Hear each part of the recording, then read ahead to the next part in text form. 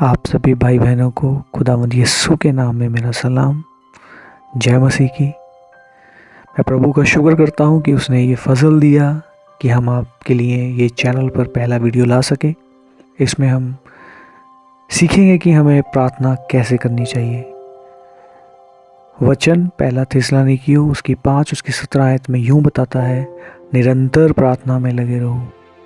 वचन हमें आज्ञा देता है कि हमें हर समय प्रार्थना करना चाहिए, प्रार्थना में लगे रहना चाहिए। एक जो मसीही जीवन होता है वो प्रार्थना के बिना खाली जीवन है। जब तक आप प्रार्थना नहीं करेंगे, आप अपने आप को भरेंगे नहीं, तब तक आपकी ज़िंदगी में कोई काम नहीं हो सकता। प्रार्थना एक ऐसा हथियार है जो आपको खुदा के सामने खड़े रहने में मदद करता है, जो आपको दुनिया के सामने स्टैंड लेने में मदद करता है। जब तक आप प्रार्थना नहीं करेंगे, आप परमेश्वर के साथ रिश्ता नहीं बना सकते अपना, आप परमेश्वर के साथ बात नहीं कर सकते। जैसे हमें अपने परिवार में हमारे माँ बाप होते हैं, हमें कुछ चाहिए तो हम उनसे बात करते हैं। इसी तरह से अगर आप खुदावन से आशीषें पाना चाहते हैं, स्वर्गीय आशीषें पाना चाहते हैं, तो आपको प्रार्थना करना चाहिए। आपको प्रार्थना में बैठना पड़ेगा, आपको अपने घुटने टेकने पड़ेंगे खुदावन के आगे। अक्सर हम अपने चर्चिज़ में जाते हैं, हमें पासबान सिखाते हैं। जैसे मैं चर्च में जाता हूँ, मुझे मेरे पासबान ने सिखाया कि प्रार्थना कैसे करना चाहिए। हमें सिखाया जाता है कि हमें प्रार्थना करना चाहिए, लेकिन हम लोग क्या करते हैं, हम छोटी छोटी गलतियाँ करते हैं प्रार्थना में। जैसे हम जिस बिस्तरे पर खाते हैं, जिस बिस्तरे पर हम सोते हैं, हम उसी बिस्तरे पर उठते ही वहीं पर दुआ करते हैं। वो दुआ कभी भी हम कंप्लीट नहीं कर पाते। आप देखेंगे अपनी ज़िंदगी में, आप वहीं पर उठेंगे, वहीं पर बैठेंगे और आप वहीं सो जाएंगे फिर से। आपको प्रार्थना के स्थान को बदलना है, वो स्थान को, पवित्र स्थान को। आप एक गुप्त स्थान ढूंढें, आप एक अलग स्थान ढूंढें जहाँ पर आप बैठकर दुआ करें। आप ज़मीन पर बैठकर चादर बिछाकर दुआ करें। एक्टिवली प्रार्थना करना है हमें। आज का जो हमारा विषय है, मेरा ये नहीं है कि मैं आपको प्रार्थना कैसे करना है वो सिखाऊं। आज मैं आपको ये बताऊंगा कि 7 ऐसी कौन से पॉइंट्स हैं जिनको आप प्रार्थना में यूज़ करें, जिससे आपकी प्रार्थनाएं बदलें। क्योंकि हम अक्सर वो रटी रटाई प्रार्थना खुदा के सामने करते हैं। खुदा धन्यवाद तूने आज का दिन दिया, धन्यवाद तूने रात भर में संभाला, मीठी नींद दी, आज दिन दिया, दिन भर में संभालना, मुझे दिन भर की रोटी देना, मुझे ड्यूटी पर लेकर जाना, मुझे संभालना, मुझे एक्सीडेंट से बचाना, मेरे परिवार को संभालना। ये दुआएं आपकी कहीं ना कहीं सेंट्रिक हो चुकी हैं, सेल्फ सेंट्रिक हो चुकी हैं, अपने तक सीमित हो चुकी हैं ये दुआएं। तो इन दुआओं को बदलने की ज़रूरत है। जैसे अगर आपको रोज़ खाने के लिए रोटी और दाल मिले तो आप नहीं खा सकते। सेम इसी तरह से अगर आप रोज़ एक ही दुआ करते हैं तो आप आत्मिक उन्नति में नहीं बढ़ सकते। आपको अपनी प्रार्थनाओं को बदलना होगा, आपको अपने उस समयों को बदलना होगा, आपको उन चीज़ों को बदलना होगा जिनसे आपकी प्रार्थनाओं में एक जागृति आए, आपकी ज़िंदगी में एक जागृति आए। तो सबसे पहली जो चीज़ हमें अपनी प्रार्थना में करनी चाहिए वो है प्रेयर फॉर गाइडेंस। हमें खुदावंद की अगुवाई मांगनी चाहिए अपनी दुआओं में। हमें खुदावंद से कहना चाहिए, खुदा मुझे वो रास्ते बता जिन पर मुझे चलना है। खुदा मुझे बता मुझे आज दिन में क्या करना है। खुदा मुझे बता तू मेरी ज़िंदगी से क्या चाहता है। खुदा मुझे बता कि मैं ऐसा क्या काम करूं जिससे तू मुझसे खुश होगा। तब देखना खुदा आपको बताएंगे, वो आपसे वचनों के द्वारा बात करेंगे। खुदावंद आपसे स्वप्न में बात करें, जैसे भी बात करें, खुदा आपसे बात करेंगे। सेकंड चीज़ जो हमें करनी चाहिए वो है प्रेयर फॉर फॉरगिवनेस। हमें क्षमा की दुआ करनी चाहिए। हमें कहना चाहिए खुदावंद से, खुदावंद मैं आज दिन भर में थे अपनी इस दुनिया में, जो तूने मुझे काम दिए मैंने किया। कहीं अगर मैंने कोई गलती की हो, कहीं मैंने तुझे दुख दिया हो तो मुझे क्षमा कर। देखिए छोटी छोटी चीज़ें जो हैं ये हमें खुदा के साथ जोड़ती हैं। हम खुदा के सामने ऐसे नहीं खड़े हो सकते कि खुदा मैं सही हूँ, मैं हर जगह सही हूँ। ऐसा नहीं है, हम हर जगह सही नहीं है। अगर मैं बोलूँ तो हम हर जगह गलत हो सकते हैं। अगर मैं सच बोलूँ तो जब तक इंसान को लगता है कि वो सही है, वो एक्चुअल में गलत है। जब आपको लगने लग जाए, आप अपनी गलतियों को देखने लग जाए, आप वचन के साथ तोलने लग जाए अपने आप को कि हाँ ये गलती है, ये गलती है, तब समझिए कि आप खुदावंद की नज़दीकी में जा रहे हैं। क्योंकि पवित्र आत्मा आपको लीड करता है, वो आपको टीच करता है कि ये चीज़ भी सही कर, ये चीज़ भी सही कर, ये चीज़ भी सही कर, ये चीज़ भी सही कर। हमारा चलना फिरना बदल जाता है, हमारा उठना बैठना बदल जाता है। तो इन चीज़ों को हमें ध्यान रखना चाहिए। हमें फॉरगिवनेस के लिए दुआ करनी चाहिए। उन ज़िंदगियों के लिए भी आप क्षमा मांग सकते हैं जो आपसे जुड़ी हुई हैं। आपके बच्चे हो सकते हैं, वो जो गलतियाँ नादानियाँ करते हैं, उनके लिए आप क्षमा मांगें। आपकी पत्नी हो सकती है, आपका पति हो सकता है, आपके दोस्त हो सकते हैं, आपका माँ बाप हो सकते हैं, आपके छोटे भाई बहन हो सकते हैं। आप उनकी गलतियों के लिए भी आप खुदा से क्षमा मांग सकते हैं। ये बहुत अच्छी बात है अगर आप दूसरों के लिए क्षमा मांगते हैं खुदा से, आप मध्यस्थता करते हैं। प्रभु यीशु मसीह हर समय खुदावंद के सामने जाकर हमारे लिए मध्यस्थता करते हैं। वो एक एडवोकेट का रोल प्ले करते हैं ताकि हमें खुदा माफ़ करे। तो ये दुआ भी आप कर सकते हैं। तीसरा जो है वो है प्रेयर फॉर अदर्स। हमें दूसरों के लिए दुआ करनी चाहिए। देखिए, हम अपने लिए मांग रहे हैं, अपने लिए मांग रहे हैं, अपने लिए मांग रहे हैं, तो इसमें क्या बड़ी बात है? हमें दूसरों के लिए मांगना चाहिए। अगर कोई आपको ऐसा व्यक्ति दिखता है जिसको प्रार्थनाओं की ज़रूरत है और वो प्रार्थना नहीं कर सकता, आप उसके लिए दुआ करें। आप उसको गाइड करें, लेकिन आप उसके लिए दुआ करें। बंद कमरे में आएँ और आप उसके लिए दुआ करें। आप आंसू बहाएं।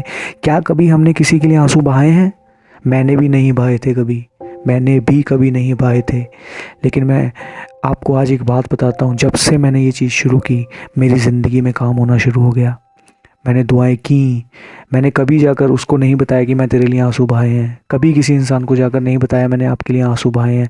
लेकिन जब आप किसी के लिए बंद कमरे में आंसू बहाएंगे, विश्वास रखें, आपको इसकी ज़िंदगी में बदलाव को देखेंगे और आपको खुशी होगी कि आपने खुदावंद के सामने एक सच्ची दुआ की है। तो आप दूसरों के लिए दुआ करें। प्रेयर फॉर पीस, ये चौथा पॉइंट है। शांति के लिए दुआ करें।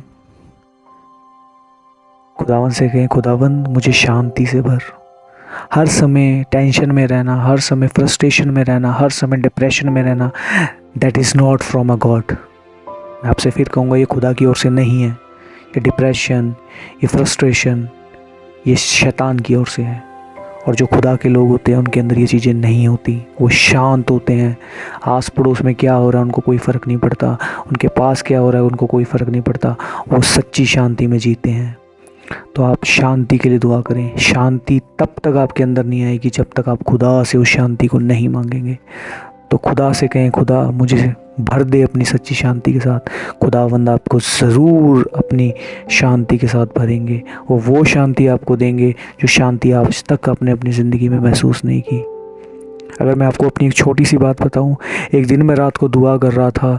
उससे पहले मुझे याद है मैं पूरी रात सोया नहीं था। मैं यही सोच रहा था, खुदा मैं तेरे लिए क्या करूं, मैं तेरे लिए क्या करूं। और आज तक मैंने अपनी ज़िंदगी में ऐसा नहीं किया। हालांकि मैं दुआ में नहीं था पूरी रात। मैंने 2 घंटे दुआ की, उसके बाद मैं जागता रहा पूरी रात और सुबह फिर मैं प्रार्थना में बैठ गया। फिर मैं चर्च चला गया, संडे का दिन था और मैं पूरा दिन वहाँ पर रोया खुदा के आगे। मैंने आंसू बहाए। ये बताने का मकसद मेरा ये नहीं है कि मैं आपके साथ अपनी पर्सनल लाइफ शेयर करूं, लेकिन मैं एक बात बताना चाहता हूँ, शांति कैसे मिलती है। उस समय मैं ये सब कुछ करता रहा और जब मैं घर आया रात को, मैं फिर दुआ में बैठ गया। और दुआ में बैठने के बाद जब मैं थक गया था तो मैंने हल्का सा अपना सर अपने तकिए के ऊपर रखा और मैं ऐसे घुटनों पर बैठा वहाँ पर बैठा रहा। और मुझे सिर्फ इतना ही याद है कि लास्ट टाइम मैंने अपना सर उस तकिए पर रखा था और उसके बाद मैं धन्यवाद करता हुआ, और जब मैं उसके बाद अपने आप को जब मैंने होश में पाया तो सुबह के 7:45 बज चुके थे। पूरी रात मुझे नहीं पता मेरे साथ क्या हुआ। मैं उस तकिए पर सिर रखकर दुआ कर रहा था और जब आप यकीन माने, जब मैं सुबह उठा तो मैं अपने बिस्तरे पर लेटा हुआ था जैसे किसी ने आकर मुझे चादर उड़ाई हो। इस तरह से मेरे ऊपर मेरा चादर बिस्तर रजाई थी और मैं बिल्कुल सीधा लेटा हुआ था। Can you imagine? ये शांति खुदा ने उस दिन मुझे दी थी, मुझे उसने कंफर्ट दिया था। और जब मैं सुबह उठा मैं हैरान था कि कौन आया मुझे सुलाने के लिए। ऐसे काम आपके साथ खुदा करेगा, ऐसे प्रेम वो आपके साथ करेगा। तो आप शांति के लिए दुआ करें खुदा से। 5वां जो विषय है वो है प्रेयर फॉर लव। खुदा से कहें, खुदा मुझे प्रेम करना सिखा, क्योंकि हमारा खुदा प्रेम है। वो चाहता है कि हम भी दूसरों के साथ प्रेम करें, जैसा उसने हमसे प्रेम किया हम दूसरों के साथ प्रेम करें। खुदा कहता है तुम अपने पड़ोसी से अपने समान प्रेम कर। क्यों प्रेम करने के लिए खुदा क्यों बोलता है? विदाउट लव हम खुदा के पास नहीं जा सकते। हम जितनी मर्जी दुआएं कर लें, जितने मर्जी आंसू बहा लें, अगर हमारे अंदर प्रेम नहीं तो हम खुदा को नहीं पा सकते। खुदावंद ने जगत से ऐसा प्रेम किया कि उसने अपना इकलौता पुत्र दे दिया, ताकि जो कोई उस पर विश्वास करे वो नाश ना हो परंतु अनंत जीवन पाए। तो अगर हमें खुदावंद की करीबी में आना है तो हमें प्रेयर करना है प्रेम के लिए। खुदा से कहें, खुदा मुझे प्रेम करना सिखा, और वो ज़रूर आपको सिखाएंगे, ये मेरा विश्वास है। 6 पॉइंट है प्रेयर फॉर फेथ, विश्वास के लिए दुआ करें। खुदा से कहें, खुदा मुझे विश्वास करना सिखा, मुझे तुझ पर विश्वास करना सिखा। इससे पहले कि मेरी ज़िंदगी में कोई मुसीबत आए और मैं उस मुसीबत से खुद लड़ने जाऊं, मैं तेरी ओर देखूं, स्वर्ग की ओर देखूं और मेरी मुसीबत वो ख़त्म हो जाए। हम ये चीज़ कर सकते हैं? नहीं करते। अक्सर हम ये गलती करते हैं अपनी ज़िंदगी में। लेकिन आप इन चीज़ों को बदल कर देखिए, आप इस चीज़ के लिए दुआ करें। जैसे ही आप दुआ करेंगे, यस मैं आपको सच बोलता हूँ, मुसीबत आपके सामने बाद में आएगी, आप पहले अपने घुटनों पर होंगे, और यही खुदा को भाता है। छाती तान कर कभी मुसीबत का सामना ना करें, घुटनों पर जाकर मुसीबत का सामना करें, जीत आपकी होगी, क्योंकि खुदावंत आपकी ओर से लड़ेगा। विश्वास के लिए दुआ करें, खुदा विश्वास से भर।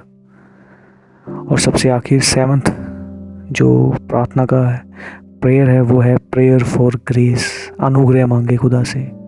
बिना अनुग्रह आप कभी कुछ नहीं कर सकते।